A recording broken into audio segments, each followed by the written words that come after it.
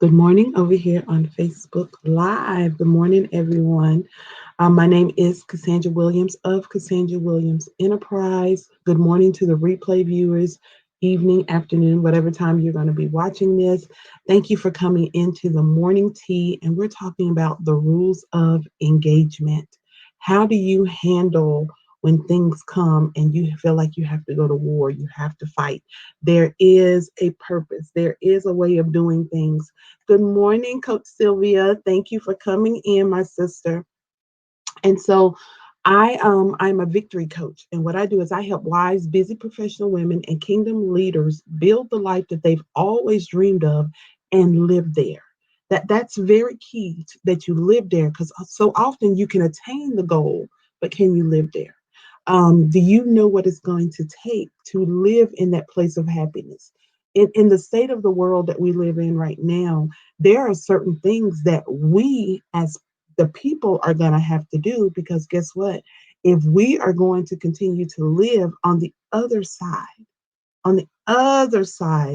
of this pandemic, we're going to have to do it different. If we're going to live on the other side of the pandemonium and everything that's going on with racial injustice, we're going to have to do it different on the other side. And so sometimes when I come out here as a victory coach, it may seem a little different. I may have a different dynamic. I may have a different speech than what everybody else is having. And it's not that I'm insensitive to what's going on. It's just I see victory. I see on the other side, because I want you to be able to live there. I want us to be able to maintain what we fought so hard to get. If you've had to fight for your marriage, good morning, Angela. Thanks for coming in. My earrings seem to want to fall off this morning, so we'll just take them off. How about that? Um, if you want to, in your marriage, if you've had to fight for your marriage, then I want you to be able to live happily ever after, right? If you have had to fight for your children, I want you to be able to live on the other side when you don't have to fight anymore. There's going to be maintenance, there are going to be things you have to do, but there is a point where you can cease from your toil. You know what I'm saying? That there's a time of rest. I want you to be able to enjoy those times of rest, right? And so we've been talking about rules of engagement, and today we're going to talk about maintenance required. We've talked about knowing who your enemy is. So if you miss any of these broadcasts, please go back and watch those as well. First thing we talked about was, who is your enemy? Who are you fighting? What is that thing? Because so often we try to fight flesh and blood. We try to fight each other. And when there's a third person that's yet working and hiding his hands, and so many times we miss it, right? And so, when we figure out, okay, who's our enemy, then we have to figure out what is our part. What is our part in the solution? What is our part to play in all of this? And then we got to be consistent, y'all. That was an ouchie for me. Being consistent, because we don't like to do things consistently. We want to be start, stop, half-heartedly. No, we've got to stay consistent. Whatever that thing is that you're working on right now, consistency is necessary. And then today we're going to talk about maintenance is required, because there are times where we've done all that we can. We've done when you've been consistent, when you drive your car consistently, then there's a little light that comes on your dashboard. I depend on my little light, okay? I depend on my little light to come on to tell me that, you know what, maintenance is required. I need that to flash, because I'll forget to go get the oil change. I'll forget to get the transmission flushed. I'll forget that, oh, my tires, you know, when it starts to when the tire pressure starts to do crazy stuff, I'll be like, did I get my tires rotating? So there are certain things I forget. So I love the cars now that have bells and whistles that help keep me accountable. Okay. And so what I want to know is, are you ignoring the maintenance light? Have you been ignoring the maintenance light that has been coming on, that has been flashing in your life? Have you been ignoring that light, or are you doing the proper maintenance?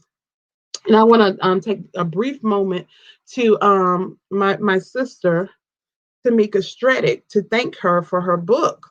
It's called Simply Does It. You can see it here by Tamika Stredick. And as I got ready to do my morning devotional before I got on here this morning, um, the chapter, the day 9 is scheduled maintenance. So she's talking about in her book scheduled maintenance. So I said, okay, we're going to go with it. And she was talking about how you have to schedule maintenance for yourself or you get burnout. We have to schedule maintenance for ourselves so that we don't run all the way out. Good morning, Kamita. Thanks for coming in, sis. That we don't give it all away. Have you ever been there? I have, where you've given it all to everybody else. You've ran that thing in the ground, and then you were left longing, wanting, desiring, just like God, what am I supposed to do? Because you have nothing, you don't even have enough strength for yourself. Good morning, renew me, Father God. Thanks for coming in. So I remember I had my very first car. I was going out of town and I didn't do so. My husband is like, I don't play with doing my maintenance on my vehicles now because you know what? I've locked up an engine. I've waited too long to do the maintenance. I put it off and I said, oh, I'll do it tomorrow. I'll do it once I get to North Carolina. Oh, well, I'll do it once I get back to Georgia. And can I tell you, I didn't make it back to Georgia, that I was on side of the road in a dead zone. And thank God that someone came by and allowed me to use their phone. And so I could call to get my car towed back in. But had I just gotten the maintenance done, had I just taken that hour to go get my oil change, but I was like, oh, I got time. I got time. I got time. I'll do it tomorrow. I'll do it the next day. Well, it's not that bad, is it? And so when we look at some of the things that are going on in life right now, did we miss the maintenance light? Did we miss the warning signs? Did it have to get this bad? Did we have to end up at this point right here? Because in Matthew 5 and 17, Jesus said, do not think that I have come to abolish the law or the prophets. I have not come to abolish them, but to fulfill them. And so there are times where we have to go back and we have to relook at things because I want you to really think about it. Back in biblical times, there were certain things they had to do on a daily basis. They had to go once a year and they can y'all imagine this? Please imagine this with me. Can you imagine having to go tell the priest everything that you did? Everything. You would have to go tell your pastor, and then you would have to pray that he was right. And you would have to go tell him everything that you did because he had to go into the holies of holies and he had to talk to God on your behalf. There's some things I just don't want. I just don't want my pastor to know. I just don't want nobody to know. How about that? But when Jesus came and he died, then guess what? We were given access. We were granted access that he did away with the law. He did away with us having to go come in and we had to go in and kill bulls and we had to kill goats. Y'all, I don't do that. I don't. We had to go get, all these different animals depending on what your sin was, and you had to do it every day. Y'all, I don't do that. That's not what I do. And so, because he fulfilled the law, guess what? There's certain things we don't have to do no more. We got to get rid of that. And so, what we've got to start doing in our life, just because you've always done it, does not mean you need to continue to do it. Some things are over in your life. There are certain things that we don't have to do anymore, and we've got to revisit. We've got to revisit laws. We've got to revisit how we live. We've got to revisit our mindsets, and we have to say, okay, are there any mindsets that I have that I need to get rid of. Because, like I said before, when we first started, I'm thinking on the other side. I'm thinking when we reach the other side, how are we going to live? Because if I take the mindset I have today into tomorrow, that mindset may not be good for that season. And how many of us have had to have tried to take, whenever you moved into your new house or new apartment, and you tried to take some old furniture with you, some old stuff, and it didn't fit? I have. And we had to call somebody and say, "Hey, do you want this? Because it don't fit where we're going." And so there are some things, there's some maintenance required, because there's some things that need to be rebuilt. When you do maintenance, they may say, "Hey, we got to change out some parts, so we got to order some new parts." So we might need to in these United States, in order for it to be united, we may have to get some new parts, which means we may have to we're going to have to elect some new people. We need some new governors. We need some new senators. We need a new president. Can we just say that? We need a new president. We need new people in office that can do what needs to be done in this season. It's not saying that the whole car is bad. We just may need some new parts. And then there are some times where you got to rebuild the whole system. There are some times where you go in and they're saying, "Look, you got a crappy engine. So what we're going to do is we're going to get these parts and we're going to take it apart. We're going to rebuild it. The whole thing, we're going to just rebuild it, right?" And so there are some times where you have to, good morning, Minister Cheryl, thanks for coming in. You have to rebuild things. Sometimes we want to walk away from marriages. We want to walk away from different things. And we just going to have, listen, we're going to just have to scrap it. We're going to have to rebuild that thing. Because what's there isn't working. It's not going to work. It can't be fixed. It's got to be torn apart, rebuilt. They do that with engines, transmissions on your car, air conditioners. I remember our air conditioner went out at the house, and the guy said, "Well, I can rebuild it." But you know what we did? We was like, "Nah, we good. We'll wait." And we waited, and we got a whole new unit. It was like, "Nah, I don't want to rebuild on top of old, corroded stuff." Sound familiar? How many times have you brought in new stuff and intermingled it with old corroded stuff and was praying that it would work? Y'all, we gotta rebuild some things. Maintenance is required. Stop ignoring your maintenance light.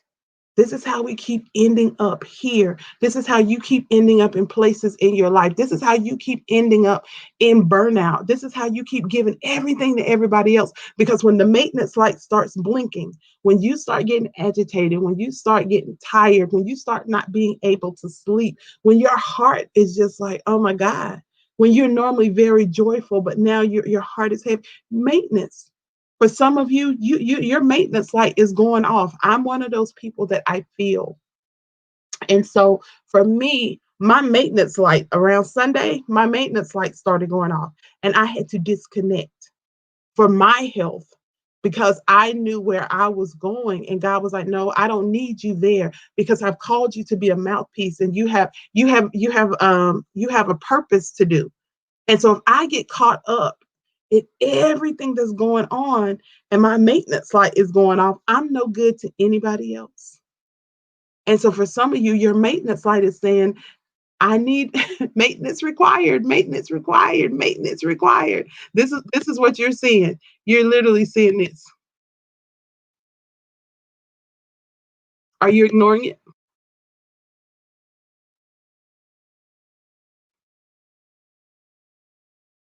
Because see, that's what happens in my car. When it first starts happening, it blinks at me. But once it stops blinking, it stays consistent. Like, "Ma'am, maintenance required, maintenance required."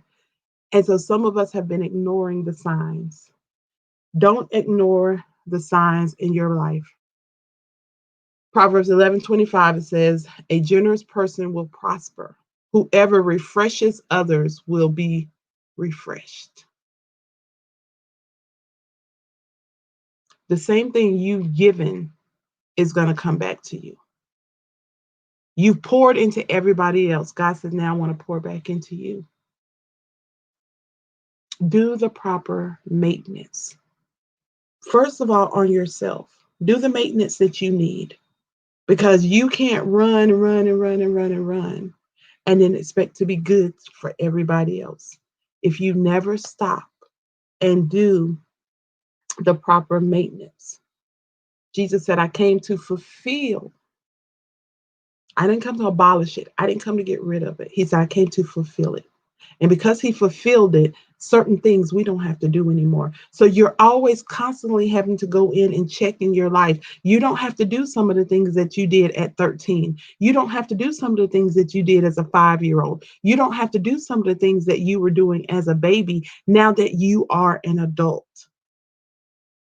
And so just like that, with other areas of your life, maintenance is required. What are those things that are old parts that don't work? They're not working. There are certain things now with the new cars because there's so many bells and whistles that you can't go to the regular mechanic, y'all.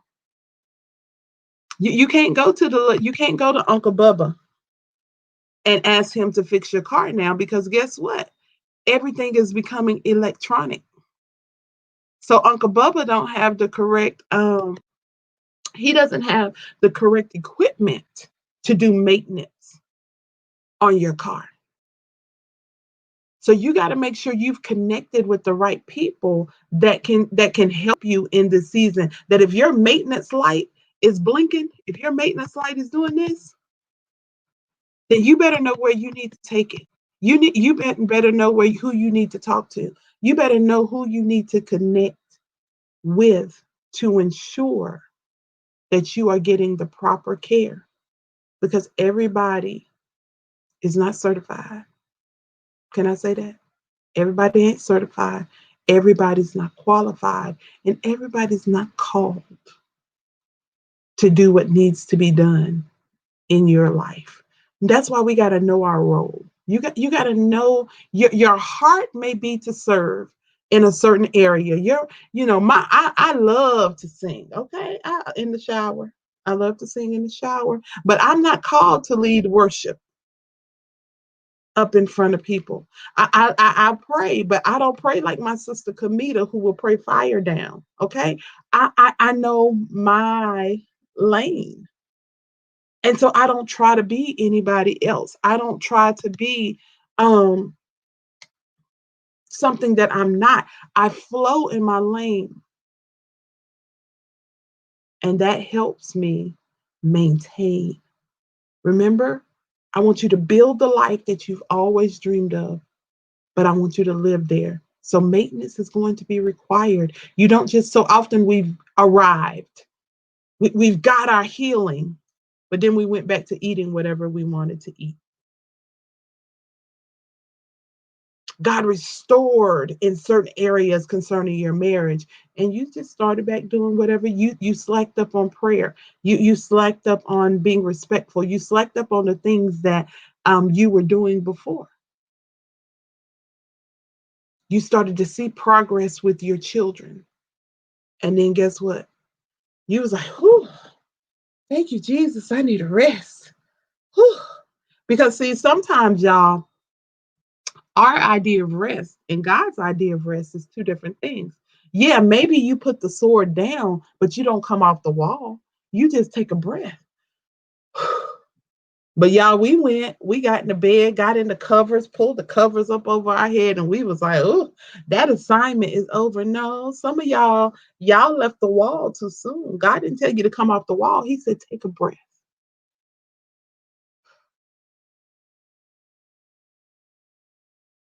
Maintenance is required because we can do everything that's going on right now. We can write, we can protest, we can write our governors, we can write our senators, we can do everything that we're doing right now, and we can get there. But what do we do? Maintenance is still going to be required. Our mindsets have to shift. Our speech is going to have to shift. We're going to have to be prepared. So my job is to prepare you for where you're going. My job is to help you get a mindset of when we get over into that promised land, when we get over there into that, there's accountability for police officers and we rebuild the system. Our mindset has to be different. Otherwise, it's going to revert back. If your situation, if your marital situation has been tried and tested, whew, and you feel like God, and God starts to restore, guess what? You have to be prepared for the new thing. Even though it's looking like it's an old person. The person is familiar. You have to know that when God sends something back to you, he sends it back new. And so you have to be prepared for the new thing, because if you treat a new thing like that old car, if you used to having to, you know, um, how you have to jiggle the key in the in the ignition to get it to crank, or whatever you had to do with your old car, you don't have to do that with the new car. You don't have to do that in the new season. But because you're so conditioned to do certain things, y'all, we got to have our minds renewed as we're going through this process, because we have to prepare for what we want. We have to prepare for justice. We have to prepare for, social injustice to be over with. We got to prepare for the new thing so that we don't damage it, treating it like an old one. Maintenance is going to be required. And while we're trying to fix everybody and everything else, it starts with us.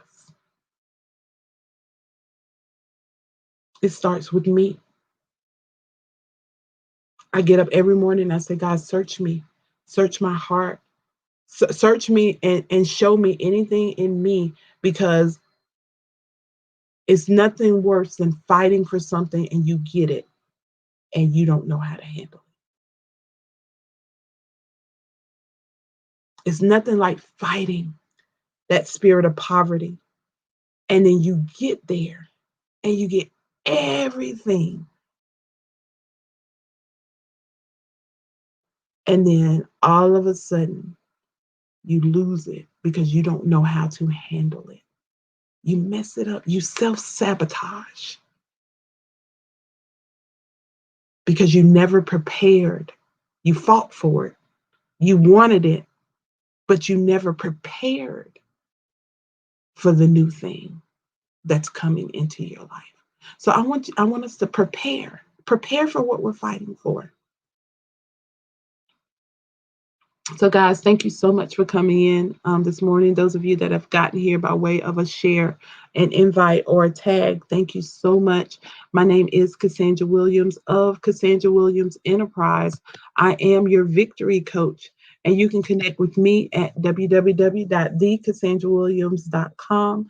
You can email me at info@thecassandrawilliams.com. I would love to talk to you.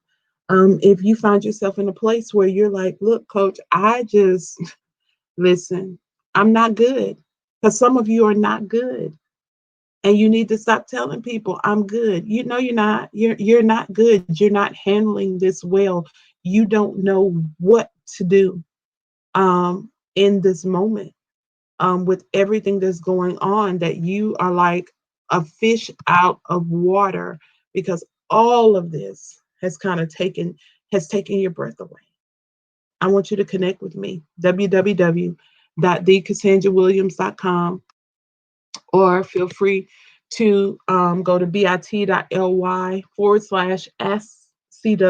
24/7. And that's Ask Coach Williams 24/7. I want to talk to you. I want to get you to a good place.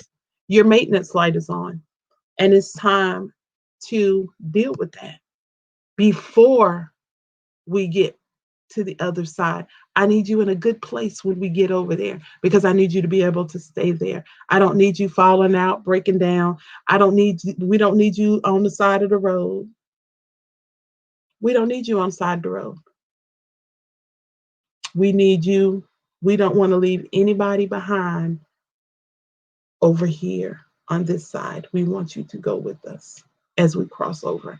So have an amazing day today. Like I said, so I hope something was said during this teaching that you feel equipped, you feel empowered, you feel encouraged, and something has educated you that you feel like, you know what, coach, I'm going to act today. I'm going to do that maintenance that needs to be done in my life. I'm going to make sure my maintenance light is off because you're no good to anybody else if you're not being good to yourself.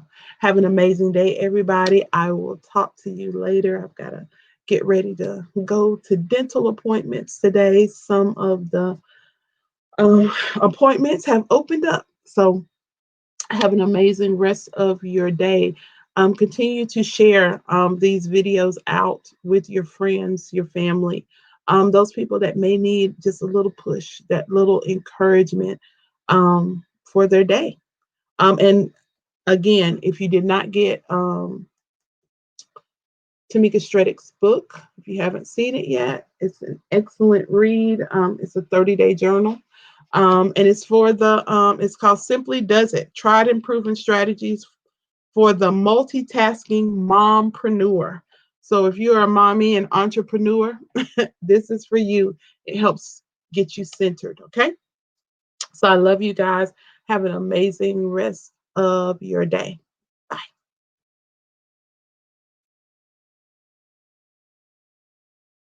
Have an amazing day, everyone, over here on Facebook. See y'all in the morning.